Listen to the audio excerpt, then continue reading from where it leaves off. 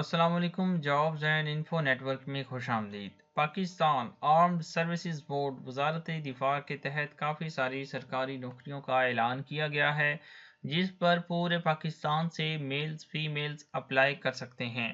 آپ نے کیسے اپلائی کرنا ہے، آپ کی اپلائی کرنے کی کوالیفیکیشن اور ایج وغیرہ کیا ہونی چاہیے، آپ کو تمام چیزیں اس ایک ویڈیو میں بتائی جائیں گی۔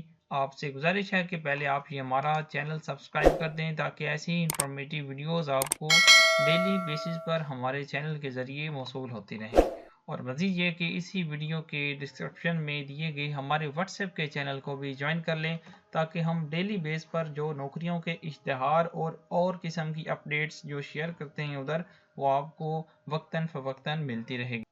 تو ہم نے پاکستان آرمڈ سروسز بورڈ وزارت دفاع کا آفیشیل ایڈ اوپن کیا ہوا ہے جو ڈپارٹمنٹ کی طرف سے شائع کیا گیا ہے۔ تو اس میں سب سے پہلی اسامی جو ہے اس کا نام ہے اسسٹنٹ۔ تو اس کا جو پے اسکیل ہے وہ 15 ہیں، اس کی جو ٹوٹل اسامیاں ہیں وہ 7 ہیں پورے پاکستان میں۔ اگر آپ کی زیادہ سے زیادہ ایج 50 سال تک ہے تو آپ اس پہ اپلائی کر سکتے ہیں۔ اس کے بعد یو ڈی سی یعنی کہ اپر ڈویژن کلرک کی سیٹ ہے، اس کے لیے پے اسکیل 13 ہیں اور اس کی ٹوٹل اسامیاں 6 ہیں۔ اس کے لیے آپ کی زیادہ سے زیادہ عمر 45 سال ہونی چاہیے۔ اس کے بعد ایل ڈی سی یعنی کہ لوور ڈویژن کلرک کی سیٹ ہے، اس کی ٹوٹل اسامیاں 8 ہیں اور اس کے لیے آپ کی عمر زیادہ سے زیادہ 45 سال تک ہونی چاہیے۔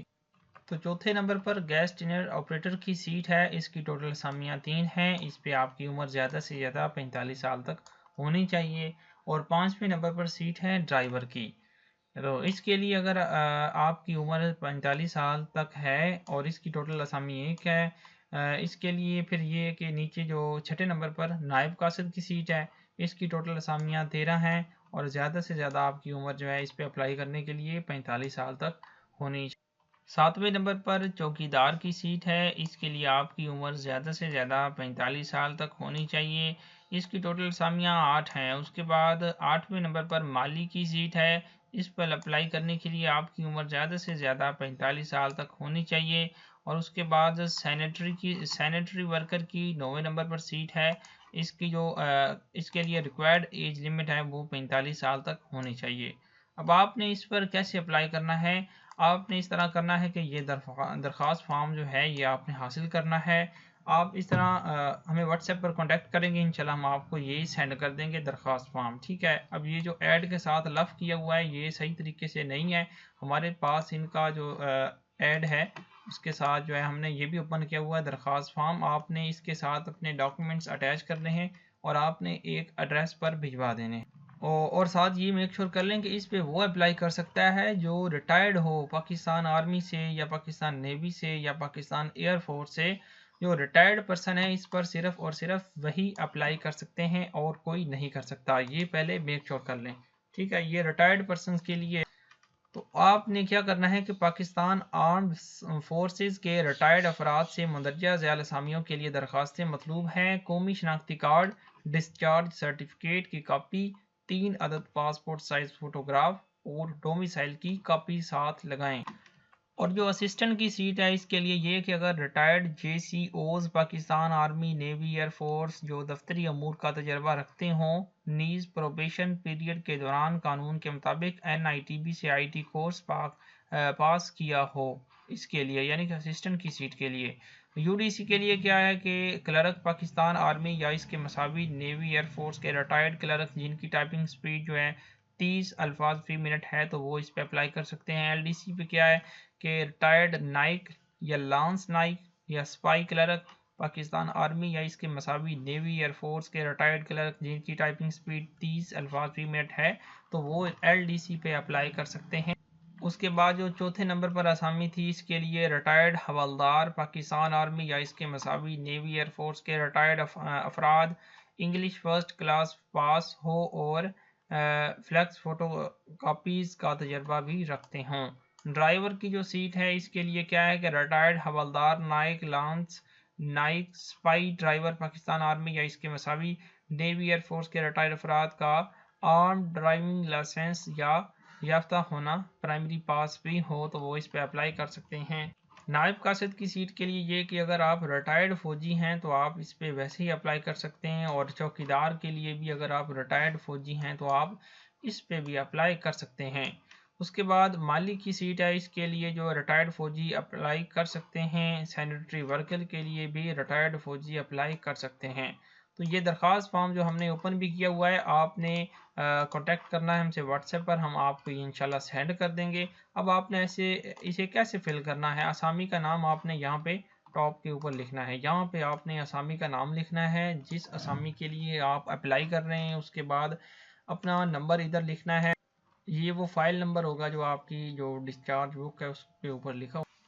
اس کے بعد آپ نے اپنا ٹریڈ یا رینک یہاں پہ لکھنا ہے، اپنا نام یہاں پہ لکھنا ہے، پھر آپ نے تاریخ پیدائش اپنی یہاں پہ لکھنی ہے، تاریخ بھرتی یہاں پہ لکھنی ہے، اور تاریخ ڈسچارج آپ نے یہاں پہ لکھنی ہے۔ اس کے بعد ڈسچارج کی وجہ بھی یہاں پہ بتانی ہے۔ اس کے بعد اگر آپ ایل پی آر پر ہونے کی صورت میں ایل پی آر کی مدت بھی یہاں پہ لکھیں گے۔ تو اس کے بعد ڈسچارج کے وقت میڈیکل کیٹیگری جو ہے وہ بھی یہاں پہ آپ نے لکھنی ہے۔ اس کے بعد ڈسچارج کے وقت کریکٹر آپ نے جو ہے وہ آپ کا یہاں پہ آئے گا۔ اس کے بعد سروس کے دوران اگر کوئی سزا ہوئی ہو تو اس کی تفصیل بھی آپ نے یہاں پہ لکھنی ہے۔ تعلیمی قابلیت آپ نے یہاں پہ لکھنی ہے کہ آپ کی میٹرک ہے یا پرائمری ہے یا کیا ہے۔ ڈومیسائل ڈسٹرکٹ آپ نے اپنے یہاں پہ لکھنی ہے۔ مستقل پتہ آپ نے اپنا یہاں پہ لکھنا ہے۔